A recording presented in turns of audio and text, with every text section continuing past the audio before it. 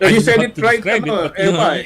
but you Cause get and what I effect mean? yung di ba, cause and effect yung pagbaba ni BBM in terms of trust rating, and then dahil nakalimutan na yung impeachment Maalala rin natin nung after nung mga investigation ng Committee on Public Accountability plus yung Quadcom tungkol sa EJTs, bumaba rin yung si VP Sara, and then bigla na lang tapos umakit sabi ulit. ni Marcos ni Pangulo na mahiya naman kayo.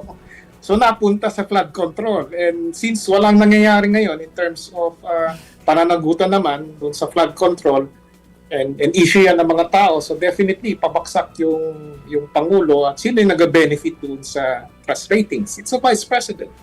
Nakalimutan nila na even the Vice President herself, kauna pa bago sa flood control, ay may mga allegations of corruption. And kaya ako nga tinatali yung pagiging panagutan doon sa impeachment ni Vice President, doon rin sa aming panawagan na magkaroon rin ng pananagutan doon sa flood control.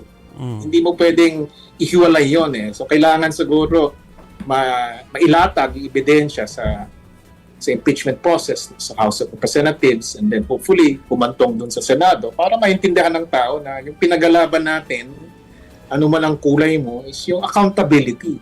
And right now, both BBM or this administration is accountable because of the flood control scandal, and ganun rin kay Vice President Sara Duterte because of the bribery, because of the confidential funds.